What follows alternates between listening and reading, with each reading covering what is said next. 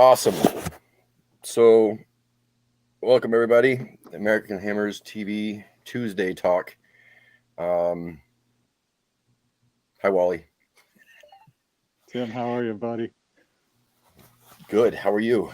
Good, good. A beautiful day here in Pennsylvania. We had a massive storm run through yesterday, cleared That's good. everything out, so we got cool, fresh air. It's nice. Yeah, it is cool, isn't it?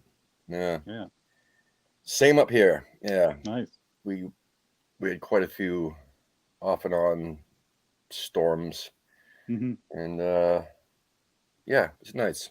I took a Yeah. drive up to Salisbury Beach yesterday Oh, and very nice. picked up some beach pizza, which is always good. And needed to take a drive, and just Yeah. Is that at the Massachusetts, yeah, like north of it's on Boston? the New Hampshire Massachusetts Oh, border on nice, the coast. nice. Like right north of that is Hampton Beach, and Okay. it's really nice up there. And it was just nice to see. I mean, that's where I grew up, was over in that Salisbury Beach area, and Uh-huh. a lot has changed obviously. But I like to go drive up there from time to time and get the ocean air and Yeah. take the Oh, back roads absolutely. there and Yeah. back. It's always fun. But yeah, anyway, we have a lot to talk about. Hmm. Not really. So we had We'll pretend though. obviously, thank you, Mr. Noble, for your service, and Yes. you know, kind of, I was expecting them to at least start him, but again, Really? it was City, Yeah. um, or at least I to mean, get I us. think he had said that he was like, don't just start me because if it's tactically important, start me or bring me on. But he wasn't like, he was telling Moyes like, you do what's best for winning, basically, or best for Yeah, the team. So I admire that. That's I admire that too. yeah. But he hasn't done bad, uh, No, even no. off the bench or whatever, Yeah, or right, for starting the sure. season. He hasn't really had any games where you were like, oh man, why the hell is he Yeah, out there, type of deal, you know? right. I think last year when we were playing him a lot more, that was when we would say, Yeah. oh, he's so slow or whatever. But His but leg's now, gone. yeah, his Yeah. legs are gone. He's done. He's finished. But this year, I think Moyes has used him more strategically, and he's being able to. Oh, hey, Hey, what's up, guys? hey, Sally, good to Hey, see Oh, you. yeah, you too. Been a while. Yeah, yeah. yeah. So yeah, I was just saying, Noble this year, I think has been more used more strategically. He's come on. He's had energy. Being able to like settle things down or whatever and control things. It looks I think he looked like more the noble of old, rather than the slow That and worn happens out with one. that happens in other sports, even over here as well. Like when team legends or club legends get older, Hmm. they'll use them more strategically based off of they're more of specialists, I guess you'd say. You know, uh, like pitchers in baseball, or Hmm. um, I mean, if you look at like Glavine or Smoltz's career, like they still stuck around, but they didn't really start as many games. But they, Right. even Smoltz turned into a closer at one point. But Hmm. but they kept them around because they still had something to offer, and I feel that Yeah. Mark Noble still had something to offer. Absolutely. And like you said, especially this season, I don't think that he had a bad game or a No. bad moment. Really, Hmm. or maybe he might have given up a pass or two, but he still got that Yeah. laser pass, you know what I mean, Right. from distance, and he still knows the game, and it's just great to have him around. So it's going to be awkward and really weird, and I can't really, I can't picture it. I don't think any of us can really picture what it's going to be like, what the club will look like, um, without him even in the dressing room, Hmm. going forward. Yeah. How that's going to affect the other players, um, especially with the uncertainty of Declan, and even if I mean, obviously Declan will be here next year, I think, at least next season, but it's still I don't know. It's just I don't know. Thanks, Mark. Again, like for everything that he did, and we move on to Brighton. Move on to Brighton. Try Hmm. to and what do we do? We got to hope that Crystal Palace actually puts a shift in, and because it's still, I mean, we could still get sixth We could. technically on paper, Hmm. But again, I don't like having having that in Crystal Palace's hands. Yeah, Crystal Palace is at home though, and they do like to play spoiler. I mean, they go away to the Etihad almost every season and put in the quality shift against City. I think they beat City at home more than most other teams, right now in the Premier League, and they have been for a while. So, last week of the season, they're at home. Not that they really care where we finish, but at the same time, I mean, I think that their fans and their players will know, and especially Vieira will know that this isn't, Man U of old. Like there's no reason for them to walk into their pitch for them to fear them by any means. Yeah. I'm not going to sit here and hold my breath and hope that Crystal Palace do anything, but at the same time, I don't think that it would be truly mind-blowing if something were to happen there. I think, right now at the end of the season, you don't really know what's up for grabs. If we don't get that Soufal own goal, we beat Manchester City, and now they're scrambling. They might not even win the league, So I think the best part about it, though, honestly, is the fact that, we've qualified at least for Europe at some level again. And I know at the beginning of the year, Lee would love to remind us that, West Ham haven't had back-to-back successful seasons in quite a while. So, I would definitely consider this a successful season. I know people might not want Conference League, but at the same time, European football is better than nothing. Yeah, I don't think Sullivan wants Conference League either. They proved that a couple of years ago, and they talked about how the travel and everything else is worse, and the end goal, like the money that you get in return, doesn't justify playing in the Conference League. Really, it doesn't make much sense. Or it was last year.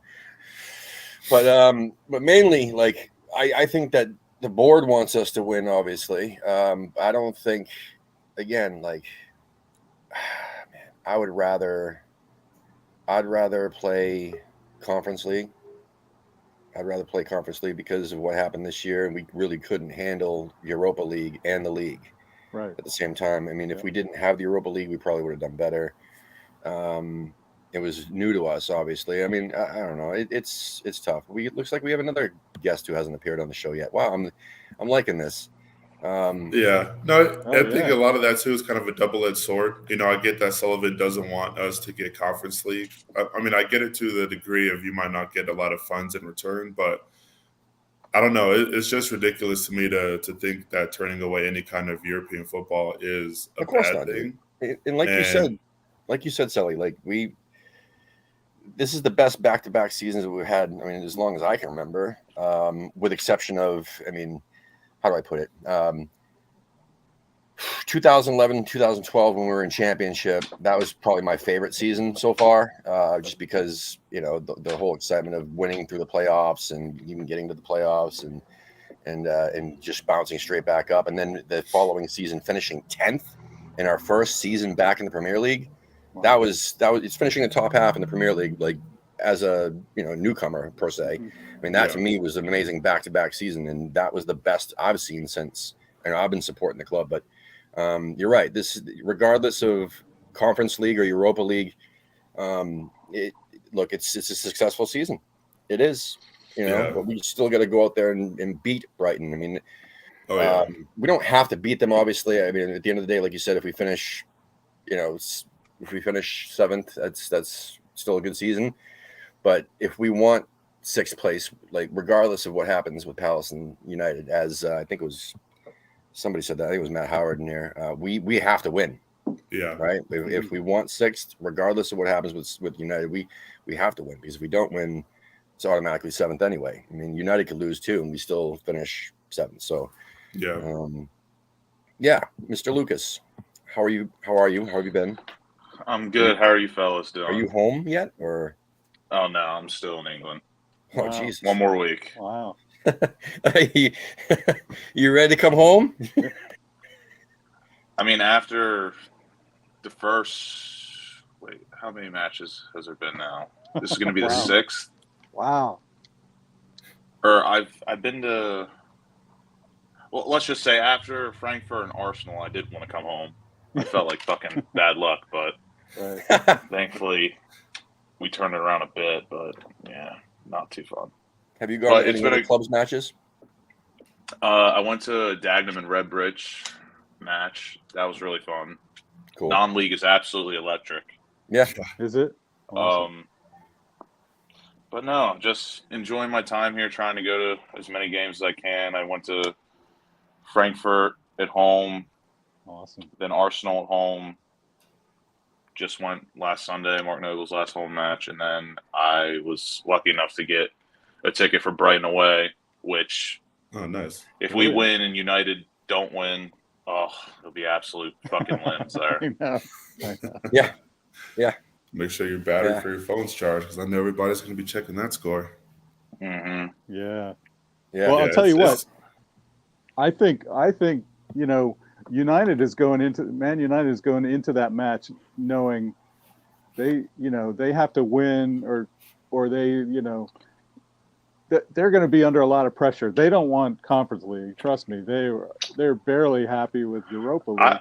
I don't know. I don't know what to think of that, Especially honestly, because really I could see them, because they are, in my opinion, my best friend supports United, so I don't like bashing him too much, but he knows that I absolutely can't stand him and I hate him. But I genuinely do believe Man United are that ignorant enough that they look at Europa League kind of like, or I have a feeling that they're not going to play their strongest 11 on Sunday, which would be a very bad move by them, because we've got the momentum going into Sunday, I think. Mm-hmm. And what better time to finally beat Brighton? And the pressure's off us. We've achieved. Yeah. We're happy. Generally happy with the Conference League. So the pressure's off us. We have no pressure going into the last Sunday. If we lose, okay, no big deal. We still had a great season. We got Europe again, the whole thing. Whereas I feel like they'll be under much more pressure and nervous, and so. That's the dangerous thing. That's why I'm I'm not going to say confident, but that's why I'm very optimistic on Sunday, because Brighton have nothing to play for. We essentially, I mean, we do have something to play for, but we're already, I would say most of us are content with Conference League. Mm-hmm. So I feel like if we decide to go all out, I think we could definitely pick up 3 points. But United and Palace have nothing to play for, and as we see throughout the Premier League all the time, it's always those clubs that are basically cemented in their spot in the table, nothing to play for, and they just pull off absolute world beater performances. Like, it would not surprise me if Palace won on Sunday. It really wouldn't. Right. And United's away at Palace, so yeah. The only thing I'll say, just for what it's worth, I guess, for Brighton not necessarily having anything to play, if they lose and Brentford and Newcastle win, Brighton will fall from 10th to 12th in the table. Oh wow! For what it's worth, yeah, and they could finish as high as 8th if they smash us, right? If they pull a 7-1 on us, like in results go their way, they could finish as high as 8th, and that's that again. Fucking, I don't know. I think they're competitive. I think they're always competitive. You know what I mean? Like, why wouldn't they give it a shot? And give it a go. I mean, that's the nervous thing about it too, because they did smash. I'm just saying, like, mathematically, they could. Yeah, that's why I'm hoping on Sunday we just go for it, because we really have nothing to lose. Mm-hmm. So. Exactly. Yeah, I'm confident that the team will. Honestly, I think that will help us. Yeah. All right. So other than that, we could talk about fucking rumors all day. I really don't want to yet, because it's all bullshit anyway. We'll sign who we sign. All right. I mean, there was rumors today also that the board's going to back fucking Moyes.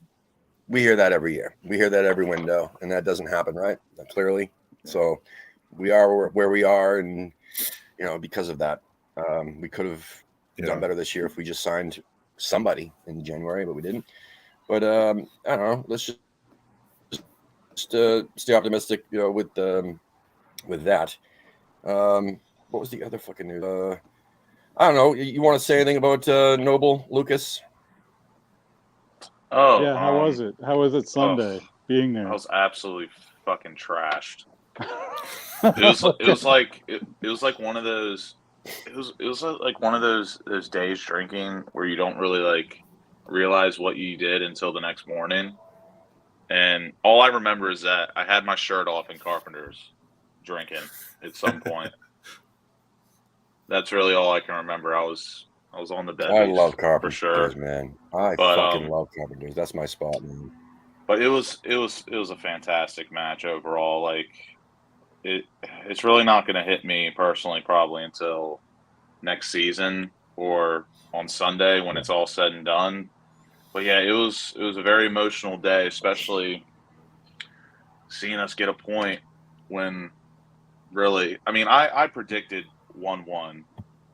I mean, I wanted a draw. I think we could get a draw because I don't know. I was just weirdly optimistic, and I boast about that because a lot of people were kind of like conceding already, and I have no problem with that because I do it. Yeah. I do it too. Like I just go based on how I feel. But I had a feeling that Pep was gonna rotate just enough players where I thought we were gonna have a chance, and he did. I mean, no Foden, no Sterling, no Diaz.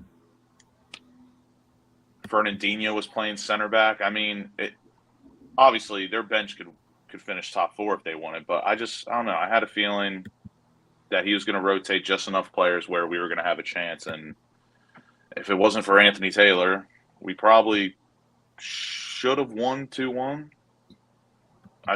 I mean, obviously you could say the penalty save should have made it 2-2, but I still have some mean words for Anthony Taylor. I think the Sufal own goal. The Sufal own goal shouldn't have happened, in my opinion. That wasn't a foul, and then of course that happened. Yeah. But you know, it's whatever. We all would have been someone's hand off for a point anyway. So I'm not too upset about that. It's just kind of how everything unfolds in typical West Ham fashion. Like it's always just how things unfold that piss us off. Yeah. Yeah. So were you sober enough to be there for the speech? Did you see the? Oh yeah. All the festivities and all that like that. Yeah, it was emotional. I did cry when he hit the. I've got a lot of family here, 60,000 of you, and I was. There's waterworks from there. But yeah, it was great. Oh man. I was happy that he was able to get some respectable minutes. I thought he would have come on a bit earlier, like the 65th, 70th minute. But I think he came on at the perfect time.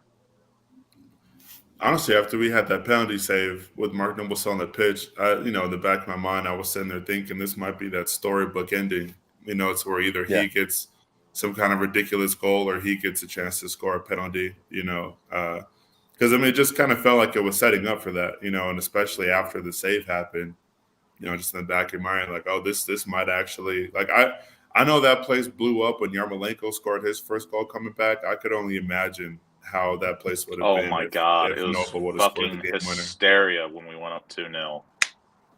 It was absolute hysteria, especially the first goal, just because, like, the Fornals assist was absolutely fucking world class. Yeah. If that was Kevin De Bruyne that did that, people are talking about it for a month. And then Antonio's assist was fucking brilliant as well, in my opinion. And the roof just fucking blew off that place. Just limbs everywhere, everyone hugging each other. It was great. Yeah. Going into the match, I thought it was going to be like a last game of the Bolin type of deal. You know what I mean? I had a feeling that we were going to pull off a Winston Reed header, you know what I'm saying, or something at the end, like going into the match. But then I realized quickly that in watching the referee and everything else, I'm like, nope, fucking City's fighting for the Premier League title. They're not. They might give us a point, but they're not going to give us 3 points against City. But I don't know. It was still again fun to watch. It was really. I don't know. I mean, like you said, Lucas, I'll take the point. Obviously. Yeah, it was again. It's just a shame how things really just unfold in the moment where we really, in my opinion, should have won. But the Premier League has other ideas. They want it to go down to the last day. really the only decision I agreed with was the penalty, but of course Anthony Taylor didn't even call it on the spot; had to go to VAR. Yeah. And then the whole Manchester thing is just so fucking annoying. Like I don't understand that. Like they literally have a guy who was hired to schedule these refs to officiate certain matches based off their background and favoritism, yada yada yada, and that fucking happens. And I don't get it. I really don't. And it's hard not to say there's no corruption or anything. I mean, we all know there is. I mean, there's a referee that's come out and done it, and we've literally had a convicted fucking criminal officiate one of our matches for that same thing. So it's just incredibly West Ham. I would never take that away from us, but fuck, it's so annoying.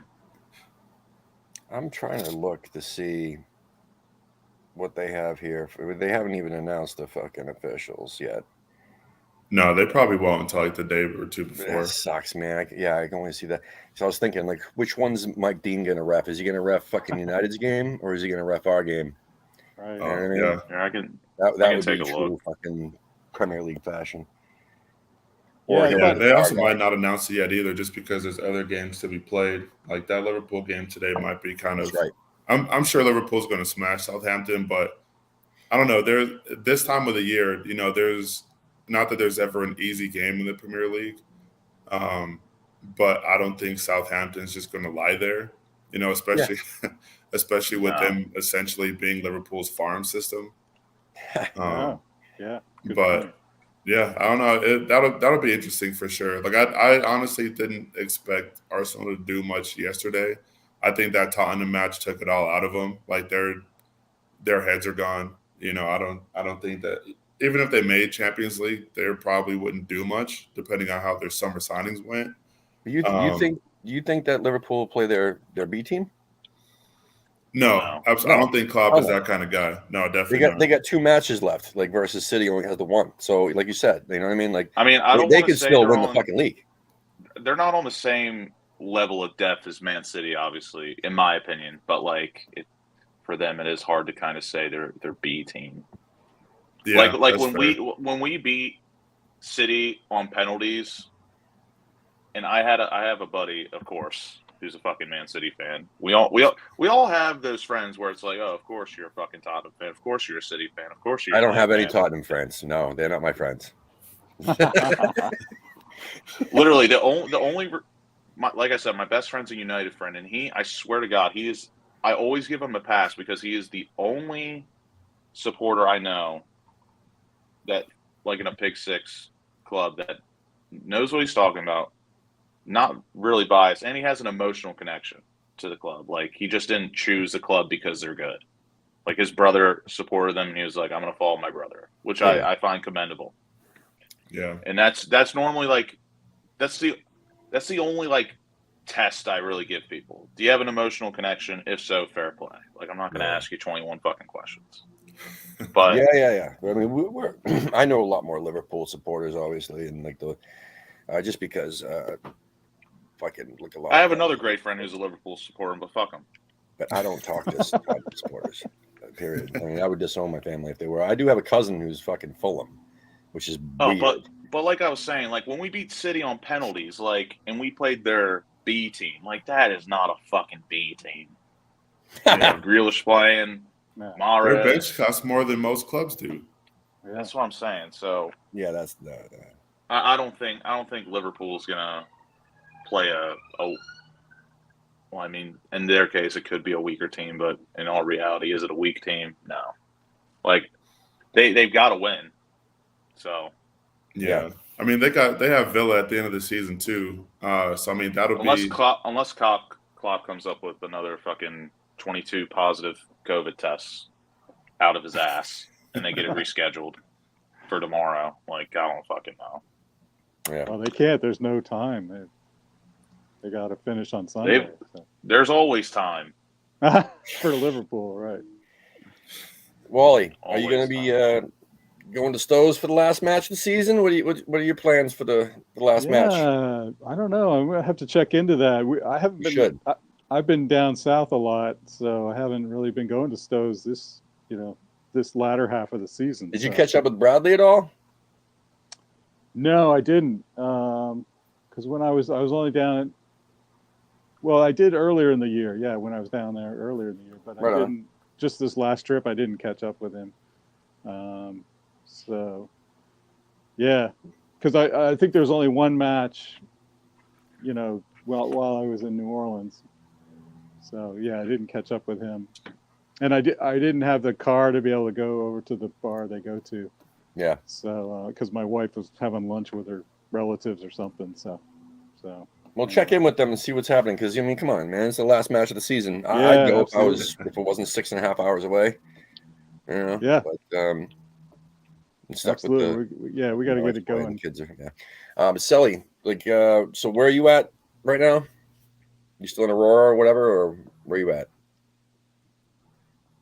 I'm in Colorado, about a 20-minute drive away from Denver. So I think this weekend, I've recently made some friends with some Arsenal fans. One's a proper fan, the other one, he follows them, but I wouldn't necessarily call him proper. There's a bar down in Denver called the British Bulldog that shows all the Premier League games. So we might go down there and just kind of watch it, get there, pretty early to make sure that we get a spot, because it is the epitome of a pub. Like, there's probably 6 places to sit in the whole place. They got a bunch of TVs, but they don't have enough for every match. So I'm trying to get there early enough to make sure I get my team on the screen or on a screen. Have you not gone with the crew down there, the Mile High Hammers? I looked them up. I don't know what bar they go to anymore. Celtic on Market. Celtic on Market. Oh, okay. Or Celtic on Market, yeah. whatever the fuck you say. I don't know. Yeah, no, it's Market. Yeah, Market Street is they just show up. They have at least 6 to 10, and I've seen as much as 20 there when people are visiting, obviously. But yeah, they have at least 6 to 10 people there, and they always have a TV. Always. Interesting. Okay, yeah, I'll check that out too, and see what's up. That might be something I'll look into for next season. But yeah, I completely spaced that. It'd be nice to hang out with them than Arsenal fans. Come on. Oh yeah, no, you're not wrong. You're not wrong. But yeah, I mean, yeah, so that's probably what the plan is right now. Anyway. No, I get it. That's cool, man. Yeah. And then obviously the DC Irons have been red hot and and heavy, like ever since. Even without you there, Lucas, like they still pack their numbers all the time. What pub is that they're at now? Like, it looks different. Across the pond in DC, it is off Connecticut Avenue, I think. I'm not very good with streets, but we used to be at Fido's, as you've been there once. Yeah. They closed down, but yeah, we're at across the pond right now in Northwest DC. It's been very good to us. We're taken very good care of over there, and the West Ham City match had some numbers. We had about like 20-ish people, and then Man City probably has like the second biggest support in that pub, and they had a lot of people there too. And yeah, it looked like a good atmosphere from what I saw. Yeah. And yeah, I usually it seems like I'm working every single match. Oh, really? So that's always fun. But also another thing that's been super weird over here is this is my first time ever leaving the country, and it's just so strange seeing football played. It's not played at night all the time, but like, it's so weird seeing football played at night, because I'm only used to like the daytime. Right. Where are you exactly? So like, I'm in Romford right now. I was in Ilford for a week. Then I went up north to Leeds for a little bit, and now I'm back in Romford, and I was able to catch the City match. And luckily enough, like I said, I go into Brighton on Sunday, which hopefully good things happen. Both times I was there, I stayed within walking distance to the stadium, and that's not a place you just chill out at night. Yeah. I remember my first time I was there. There was it was on the news that some fucking college kid was chased by 2 dudes with a fucking machete, like right down the fucking street from where I was staying. That was fun. But yeah, the second time I made sure I brought Gary Parrish with me. So I had protection, man. Right. Yeah. Me and him. God, that was fun. Yeah, good stuff. But it's I don't know. It looked like it was getting just. I can't say the safety of it was better, but just looked like more stuff was being built up around there. By the second time that I went, because I probably went like 2 years apart. Yeah, I'm not really a big fan of what's around the stadium, what's going on, but just carpenters. That's like the only real thing that's worth anything, because man, every time I go there, and then they have our scarf hanging up there, and they were really very friendly and fucking cool every time. I noticed that it's still there. Right on, man. Yeah, I'll have to go over there early next season. That's the plan. But yeah, I've caught the bug. I've caught the bug for sure. So yeah, but like you, dude, I want to go. I want to see some non-league, man, or just some other stadiums in general, just some other matches. You know what I mean? Like, obviously not any fucking rivals of West Ham or like that. But I mean, I would like to. Do you have a chance, Lucas, to actually go to the Norwich match? Because that's a pretty fun away day. So I had a ticket, but the trains were just so incredibly fucked. Like, the only scheduled trains I could have gotten were ones that left at 10 a.m. and it's a 2.5, 3 hour train. I would have made it there at like halftime. So it was like really no point. Some people could do that, but like I can't do that. And then I could have done a coach, but that would have been a 20-hour journey in one day. It would have been 10 hours to get there and 10 hours back. 10 hours on a coach for what? It makes no sense. I guess it's because of all the stops. Oh, yeah, I guess. I just need to get this email for the Brighton ticket, and then I'm getting my train all set up, and it should be good. I really wanted to go to at least one away day because we only had 2 in Norwich and Brighton, and I really, if I had to pick, I wanted to go to Brighton. Yeah, that's fair. Because I do like Brighton, and the Amex does look like a decent ground. I tried scheduling like that, but it didn't work out. But I did get 2 home matches in 10 days, both times. I made sure I did that. It just fucking worked out that way. But I wanted to schedule it where it would be like us versus, 1 week and then away at a London club. You know what I mean? But it just it fucking didn't work out. But yeah, man, that away day, dude, that's fucking one thing I want to do. The scheduling worked out in my favor. So yeah. Big time. You're gonna try to get anywhere to watch, even though we fucking lost a bunch. It's whatever. You gonna try to do anything for the Nottingham game today? Probably hit fucking Witherspoons or something. Yeah, I'd be going. A little upset about Luton Town, but I would still love to see at least Nottingham promoted because they haven't been in the Premier League since I've been following West Ham. I think out of all the teams left, that's the one that I'm rooting for. Yeah. Yeah. Or Huddersfield. With me, as long as it's not fucking Huddersfield, I'm so sick of just the. And I don't. It's nothing against them. I'm just tired of seeing the yo-yo clubs. Like, just want if we can just get Luton or Brighton, that would be nice. So, or not Brighton, Luton or Nottingham, it'd be nice. Yeah. I don't really mind Sheffield.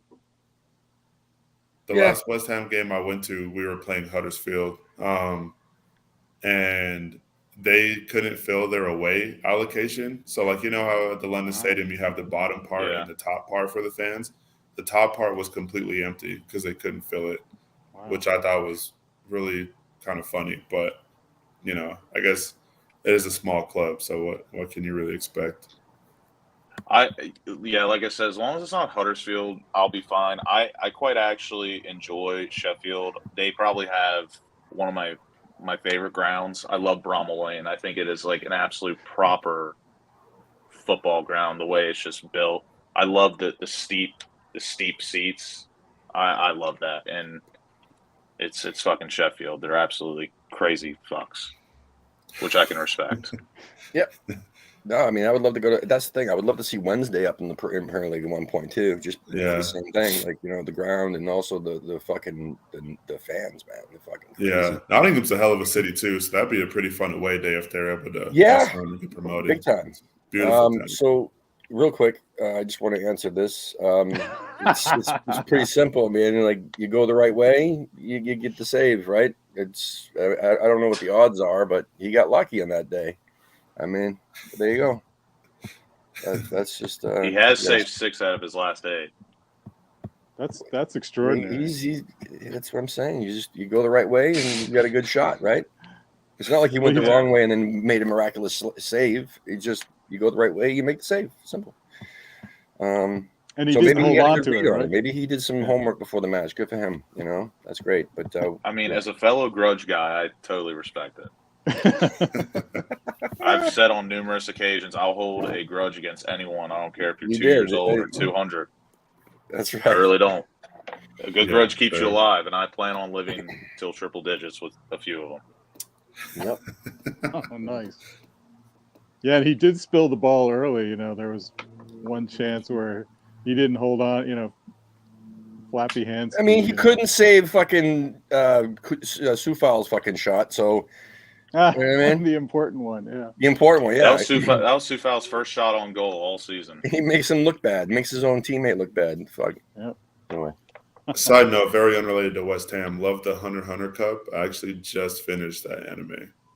My son said he wanted me to watch some anime with him, and he picked that one to watch the whole way through. We finished that one, and then I said, all right, well, if I watch that with you, then you're going to have to watch one that I saw as a kid that I love called Robotech. So now we're watching that right now. But yeah, he got me. I can't fucking believe he got me into this shit. But it was actually good. I couldn't believe it. And it's pretty fun.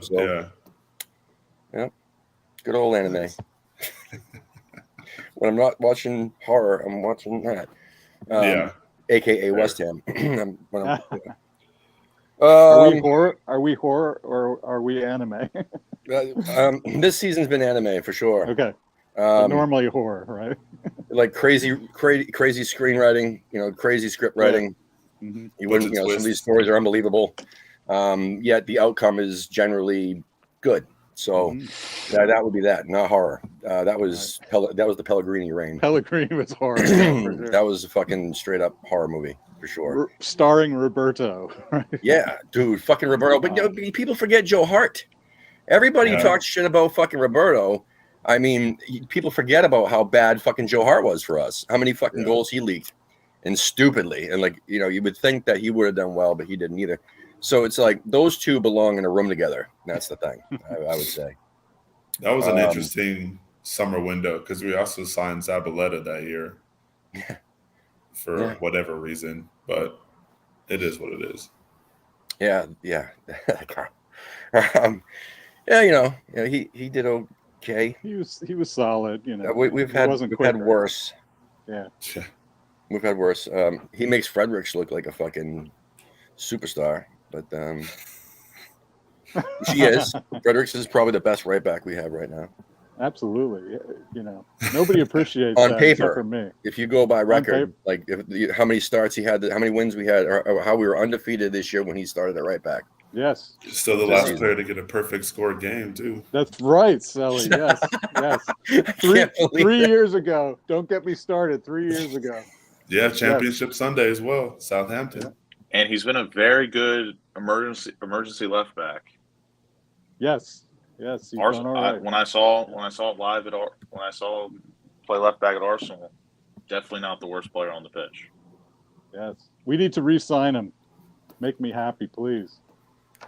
I wouldn't mind it. I think if he took like a wage cut, which he probably isn't already making all that much, I'd be shocked if he was making anything more than like 50, 60K. I'd be absolutely shocked if he took like a wage cut to like 35.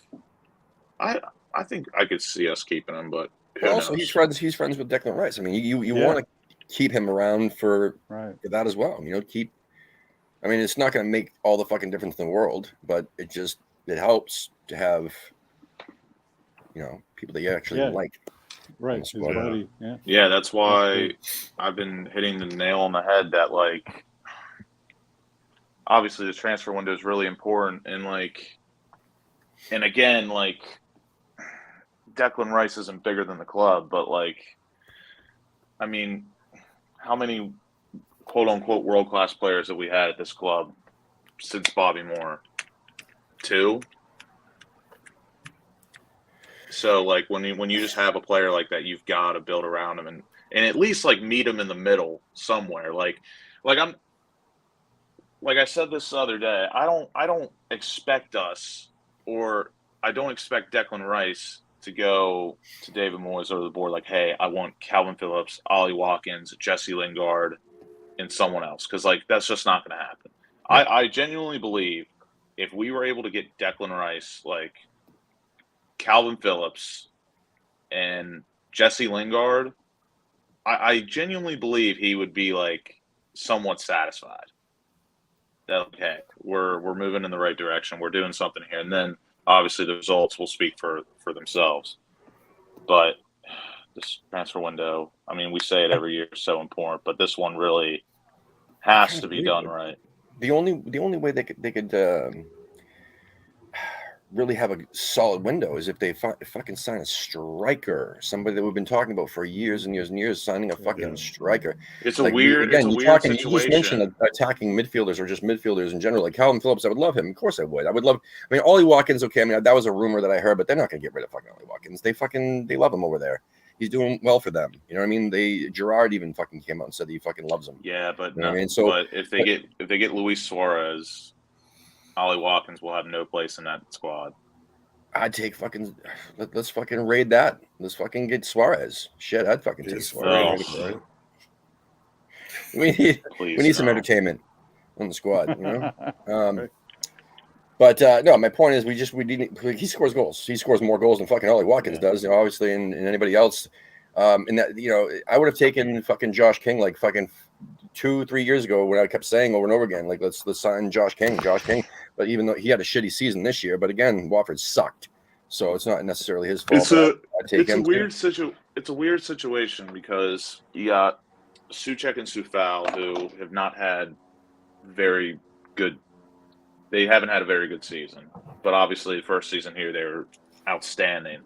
So the jury isn't out on them, but it's like we don't really know what they're about yet. We've seen one good season, we've seen one bad season. And then obviously we've been putting off striker for such a long time. But and Souček isn't going to get his extension just yet, which therefore you have to think like, is Moyes thinking about bringing in like some competition or someone that's better than Souček? So it's a very difficult situation where, like, let's say we do have just a random number. Say we do have £100 million to spend. I really have no idea if we would splash on a striker or a midfielder to like make Declan Rice happy. So they would waste it on a fucking other midfielder, which we were stacked with. Like that's what they would do. I wouldn't say we're they would stacked. Probably put it all in that Calvin Phillips bucket. You know what I mean? But that's the thing. Like we need hopefully Leeds. I mean, I like Leeds a lot personally, but for our sake, hopefully they do get relegated because Calvin Phillips is relegated. Release clause will be £30 million, and that would be absolutely nothing. And I do believe there's a bunch of rumors. But that's the thing. There's Newcastle will eat that up. Villa. Yeah, like we'll diddle around it, and then fucking Newcastle will come in and fucking be like, "Oh, here's the money in full." Yeah. And there's a bunch of rumors about Villa and Newcastle going in for Calvin Phillips, but I genuinely believe, like, if we want Calvin Phillips, like we genuinely want him, I think we're in pole position because, I mean, don't get me wrong, Newcastle are on the up now. They finished the season very strong, but they have no European football. We've proved 2 seasons in a row where our trajectory is going up and we have European football. And as long as we give Calvin Phillips, like, a decent wage, I think we are definitely in pole position over most clubs. He's not going to United because he's Leeds through and through. So, and he can't really go to another top 6, top 7 club. Yeah, plus, I mean, he'd be able to play with Rice if Rice were to stay too. And it would benefit Souček as well, in my opinion, because I think we play our best when we play a 4-3-3 and we have 3 midfielders, which will allow Souček to go forward. Calvin Phillips or Declan Rice sits back. which Calvin Phillips will probably be the one to sit back because, I mean, he's a decent player. He's right on the edge of being, like, very good. Like, he's a really good player, but he is very close to being, like, an 8 out of 10 player for me. He's about, like, a 7.5 right now. Obviously, international football is a lot different than Premier League football because he has had some stinkers this season, but he's also been injured, like, 70% of the season. We have a question here in the chat. I don't know if you want to answer it. Lucas, you want to start? Is it from Sports Stats? Yep. Guys, what do you think West Ham's biggest achievement is? Cup Winners' Cup or FA Cup? I've always been a big admirer of the FA Cup, so I'll probably go FA Cup. Yeah, same. FA Cup would be pretty sweet. Next season, would you rather win the League Cup or Conference League? I'd rather win the FA Cup. Either way, we'll get into Europa League if we win. Yeah, I'll take the fucking Carabao Cup. I'll you know what I mean? I'll take the Betway Cup. I would take the Conference League because then. Never mind. Europa Sorry, League. I read that wrong. Give me the Conference League. I thought he said FA Cup. The League Cup will get you fucking. It gets you into the Conference League. No, it gets you into Europe, doesn't it? Yeah, no, Europa Cup. FA Cup gets you into Europa League. Right. FA Cup gets you into Champions League. No. They changed that? I don't think the FA Cup ever got you in the Champions League. It was just teams that were already in the League Cup gets you into Europa. That's the way it was. That's what's fucking Birmingham City fucking when they got relegated and they won back in like 2011 or whatever. They were in Europa. And the same thing with Swansea when they beat Bradford City. There was all this talk about Bradford City not being able to afford playing in the Europa League.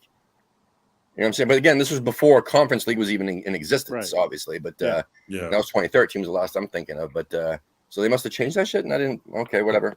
Yeah. You only get Europa. That's with fucking the FA stupid. Cup, and then fuck the FA Cup and fuck the goddamn other one, the League Cup. Then who needs it? Shit. Well, they dumbed it down. Like I said, FA Cup and Conference League. If we win one of those, we'll get Europa League. Ugh. So either or. I mean, either or is fine with me. I'm just I'm happy with the European exposure, honestly, because I don't know. Some people have been calling it obviously like a Mickey Mouse Cup, yada yada yada. Like it's just a bunch of bullshit. Like at the end of the day, give me playing against anyone that isn't in England more games a season, more time to watch West Ham. I'll take that any year. Yeah. Yeah, and look at this. I think it'd be quite thrilling to watch us play against someone in freaking Azerbaijan or something. I don't know. Mm-hmm. Yeah, and the final this year and lose Roma. 2-0. Roma's in the final this year with Jose Mourinho as their manager. So exactly. Yeah. I mean, it's kind of a big more deal. European exposure, more exposure to new players, makes players more intrigued to us. I'll take it than finishing 14th with absolutely fuck all. All right. Well, before we wrap this up in about 10 minutes or so, here's a question. Let's just think of it like this: what positions do we need most over the summer? I mean, not what we're going to get, not who we're linked with, etc., but what positions are the most important in the window? Let's start with Wally and then go clockwise. Okay. Well, clearly we need a striker because. Give us your power ranking. Yeah. So definitely striker. That's the most important. Yarmolenko's definitely going, right? So he's kind of our sort of backup striker. And then we just have Antonio, who's not really a striker. He's a long throw specialist, and also plays up front. So we need a real legitimate striker. Also, I think we need a left back because, Cresswell is definitely shown, with a couple of red cards in important spots. He's just not a starting left back in the Premier League anymore for where we're at. Yeah, I think he'd make a great backup, but we need left I said back that help. too. I said this too the other night. I think, and which isn't a bad thing. Like I feel the same with Fabianski, which he's already, in my opinion, I feel like conceded to once he signs his extension, because all season, don't get me wrong, I think we can all agree Ariola is a better goalkeeper. We can agree on Yeah. that. But Fabianski just would just put up performances where it's he didn't do enough to be dropped until the last month or so. He's put up some funky, not good performances, but yeah, I think Aaron Cresswell would be easily a top 3, top 5 backup left back in the league still if he was demoted to that role. And he probably performed better because he's not playing as much. Yeah. Mm-hmm. So striker and left back. What else, Mr. Wally? Well, then going down from there, Or is that just it? I mean, those would be the most important. Listen, if we could get those two, which our track record, if we get 2 decent spots at those positions, I mean, center back we could use help, but we do have a solid, good 4 center backs. So That's what worries me, though. So again, what worries me is the fact that if we had everybody healthy, you'd think on paper that we're all set, right? And center back, if we had all of them healthy, 100%, right? Mm-hmm. But again, at their ages, they don't heal as fast, and then they're more susceptible to another injury or to a repeat injury once you get injured at those ages and shit like that. I mean, look at me and Wally. Look at how old we are, and we could get out of bed and roll our ankle. You know what I mean? Be out fucking 3 weeks. Pull a hamstring. But you both don't look Italian like Ogbonna, and every Italian defender I've ever watched ages like fine wine. So. That's true. Okay, all right, fine. But anyway, my point was that I think that it's just like a Fabianski issue. Like they're not gonna be the same. You know what I'm saying? I think that I don't know. We should be looking at center backs, even though it looks like we're stacked on paper, but we're not. So anything else, Wally, before we go over to Pierre? I mean, Sully. Yeah. Well, maybe somebody in the middle, like a Calvin Phillips or something. But I'd be happy with that would be striker and icing on the cake for me. Like Yeah, that, exactly. signing a Calvin that would be icing on the cake for me, not something that we need. Yeah. You know what I mean? Yeah. But anyway, Sully. Yeah, no, I think striker for sure. Somebody who can chip in probably no less than 15 goals. Just at a minimum, 15 to 20 a season would be sweet. I think now with the distribution that we have, if not much changes with Fornals and Benrahma and possibly even Lanzini, I think that'll be fine, especially if we were to bring in the Lingard. But yeah, striker, left back, excuse me, some cover for Suchek or Rice, because I think that's a big reason why they don't get a lot of time off, especially Suchek, is because there's no one to come in for them. We put in Lanzini or Fornals, and that's not their spot. No. And then, I don't know. Center back is tricky because, I know the age thing, but now, you have Zuma and Dawson, and they're not, in sports, they're not old. I think they're high 20s, if I'm not wrong. So, I think that kind of covers it. But at the same time, Ogbonna could come in for the cup games. He's not getting hurt as often. He has all that intelligence. The fans are comfortable with him being back there. A Phillips would be superb. And Lingard too would be sweet. I don't think Moyes has found who he likes to constantly start in the midfield, because I don't know how he feels about Benrahma, except for he loves to make him the first sub. Lanzini's hit and miss. He's I also constant. don't think he's found what formation he likes the most, because we switched between 3 different formations all year. We started with a 4-2-3-1, then a 4-3-3, and then 5 in the back. 5 in the back, 3 in the back, however you want to slice it with wing backs. Yeah. Yeah, no, that's fair. But yeah, striker, left back, huge priorities, and then you're looking for depth after that, essentially. So that's what I'd say. Lucas. Yeah, I'll go from the top up. I think center back is the least of our worries, because I do believe we have a strong core 4 of center halves, and really, if we need depth, I really do think that 5th spot should belong to an academy player, really, like Elise or Baptiste. I would say Elise, just because he's older, a bit more experienced. And then I would say midfield is in terms of depth and importance, I would say midfield is probably the second to last, because when you break it down, we have Fornals, Lanzini, Rice, Suchek, and hopefully Connor Coventry gets his shot this season, because I thought he did magnificent at MK Dons. He was absolutely beautiful. They were calling him the Irish Pirlo, and that is not my quote. He did well at Lincoln the year before. Hopefully he has another good preseason, doesn't get loaned out, he gets a shot, and then obviously you'll have, hopefully, I wouldn't say I'm confident, but I do think Lingard will find his way back to us. And then those are solid midfield options if you want to include attacking midfielders as well. Then this is where it gets a little tricky for me, because if I had to rank my biggest priority, I genuinely would say left back. And that's just my opinion, because, again, I still can't get over Cresswell's red card personally. I love the guy, but I'm still not over that unless we get Europa League at the end of the season. Like, if we finish sixth, I think all can be forgiven. But still, again, professional grudge holder, that will be held on him for the rest of his life unless we finish sixth.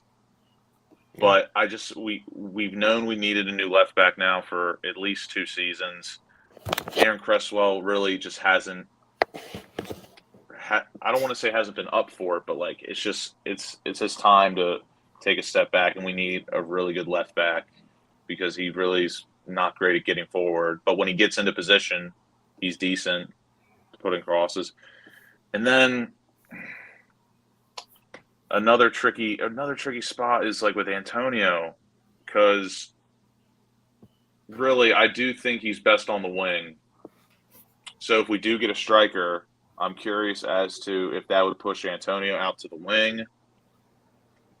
And then we have our new striker, playing striker, obviously. So it would be Antonio, new striker, and Bowen up top.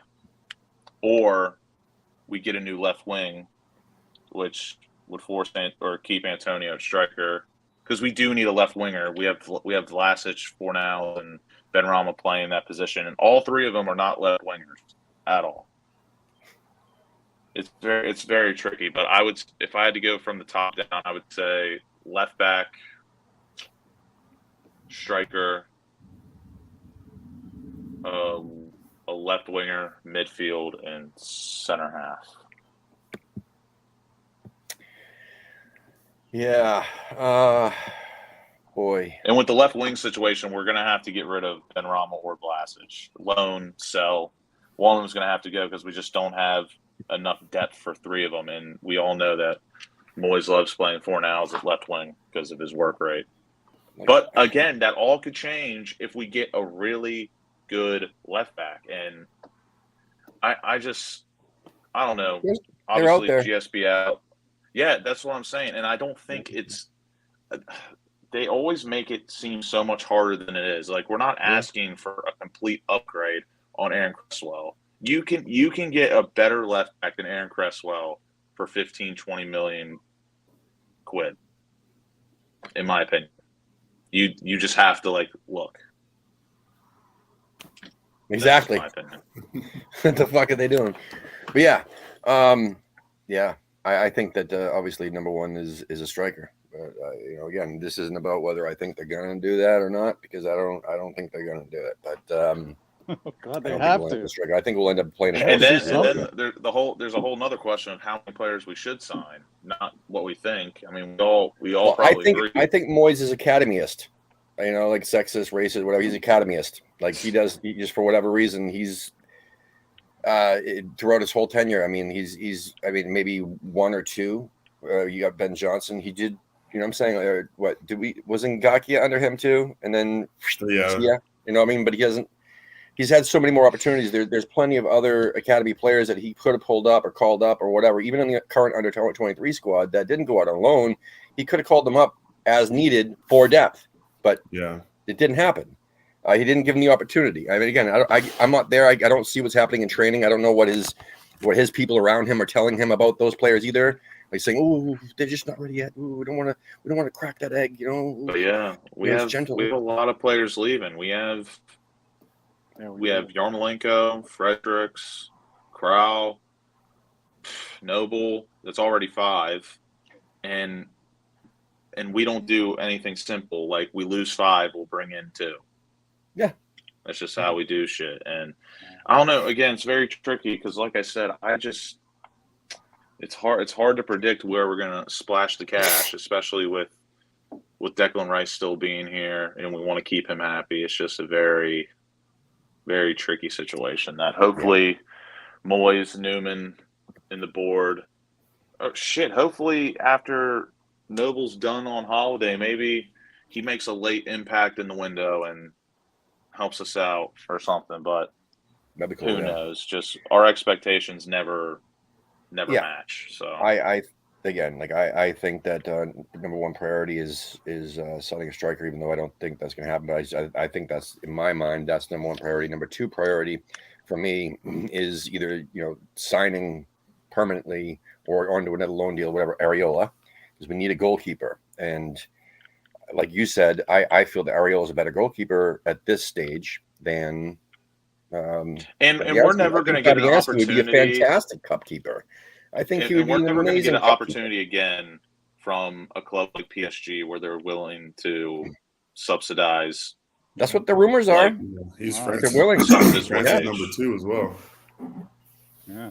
I mean, he's France's future number 1 as soon as Lloris is done.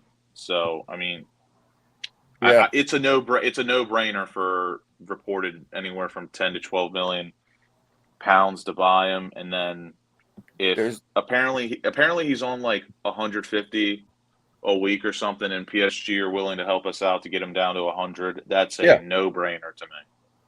Yeah, there's a couple. This dude in the chat. I don't even know if it's a dude or not, but anyway, Jamie Pax. They asked him about Mitrovic and would you take him, and obviously, duh. But I mean, that's not happening because they just got promoted. They're not going to sell off their number 1 striker in the Premier League, right? I mean, that's never going to happen.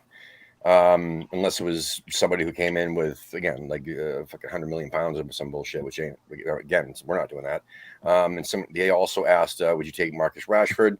I'm assuming it's a similar situation. I mean, he is being used there, right? I mean, at United, not a lot. No. I don't think it'd be the same situation as Lingard, in my opinion. I don't think they would sell or loan to us because United's about to be kind of in the same position as us for at least the next 2 seasons.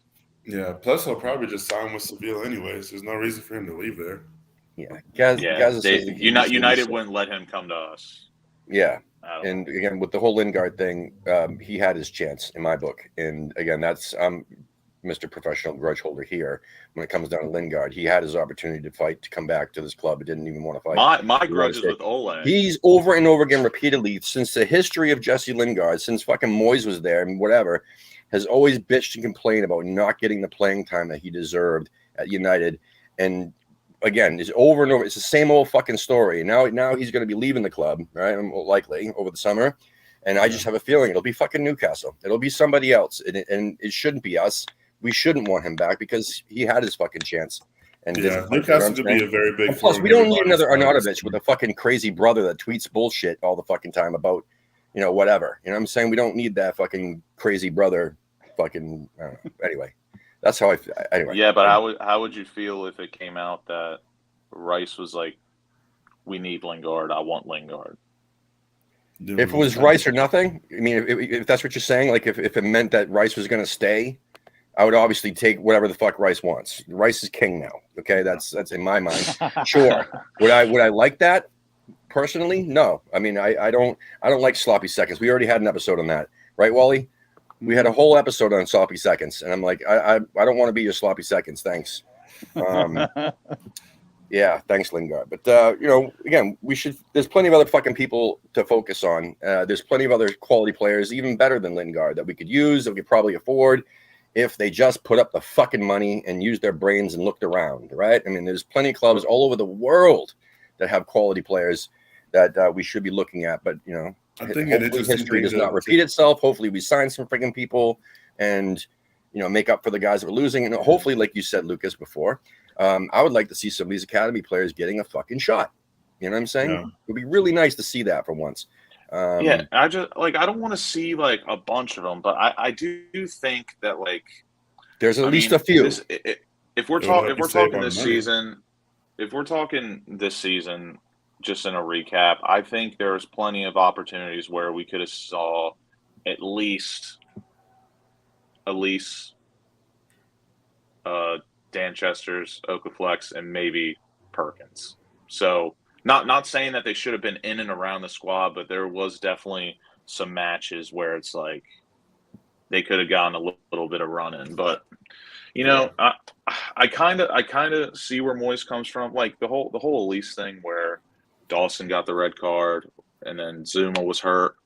I'm not a big fan of baptism by fire. That's just everyone has their own personal opinion on that. I'm not a big fan of that unless it doesn't literally work has enough. To be done. I can't say that it doesn't work, but it doesn't work enough. Like the odds are usually never in your favor. Yes, I mean yeah. But yeah, anyway, guys, we got to wrap this up. But thank you guys for popping in with us. This isn't a Lee show. We only go for an hour. But hopefully Lee will be doing a show soon. I know he's trying to do a show this week. And if anybody else wants to do a show, reach out to us. We're open for, it doesn't matter where you are in the world. If you want to host a show, if you want to be a guest on the show, if you want to, co-host a show, whatever it is, we want to start getting more shows back on this channel. And then what was the other thing? We have a shop with some cool stuff in there. Check it out. At least just do us a favor and at least look at it. And the link is in the description. Just click on it and take a look around, see what we got. We got some cool designs. Plus we have supporters club stuff in there, a whole bunch of stuff. Hopefully we'll get new stuff in there sooner than later.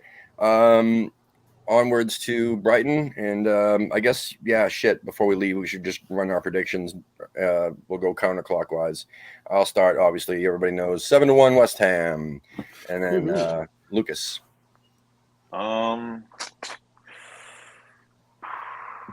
Oh my goodness, it's a tough one. I'm gonna go a very nervy. I'm gonna go 2-0. 2-0 West Ham. Say 2-1. I think Brighton's in pretty good form right now, but 2-1 for West Ham. All right, we're going to be.